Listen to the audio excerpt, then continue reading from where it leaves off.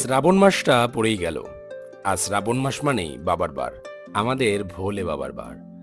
আজ শ্রাবণ মাসের প্রত্যেকটা সোমবারই আমি কাটাই কোনো না কোনো মন্দিরে বাবার মাথায় জল ঢালতে। কিন্তু আজকে ভাবলাম একটু দূরে যাওয়া যাক, মনটাও ডাকছিল। ব্যাস, ফারারির ওপর সাওয়ারি করতে করতে বেরিয়ে পড়লাম। তখনও সকালের চোখে ঘুম কাটেনি। ফুলের দোকানে গিয়ে জানলাম ফুলের দাম আজকে আকাশ ছোঁয়া। তাও গোটা কয়েকটা ফুল নিয়ে চলে গেলাম গঙ্গার পাড়ে। সেখান থেকে জল ভরে পায়ে হেঁটে গিয়ে পৌঁছালাম ভূতনাথ বাবার মন্দিরে। দেখো, সত্যি বলতে ভোলে বাবা তো কখনো বলেনি ঠিক কতটা হাঁটলে ভোলে বাবাকে দর্শন করা যাবে। ভালোবাসার ভক্তিটা প্রত্যেকের কাছে আলাদা। গিয়ে দেখলাম ভূতনাথে বাঁধন ছাড়া ভিড়। মহাকালকে মাথার মধ্যে ভালো করে এঁকে নিয়ে দাঁড়িয়ে পড়লাম লম্বা লাইনে। বিশ্বাস করবে কিনা জানি না, কিন্তু নিমতলা পেরিয়ে প্রায় হাওড়া ব্রিজ পর্যন্ত চলে গেছিল আজকের এই ভূতনাথের লাইন।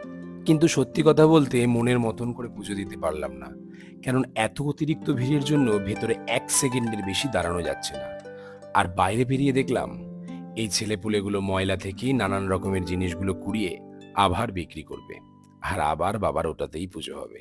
ফেরার পথে এক জলেশ্বর বাবার দর্শন হলো। ওনাকে ভক্তি ভরে পুজো করে নিলাম, কারণ ভক্তি তো থাকে মনে, তাই না? জয় জয় মহাকাল।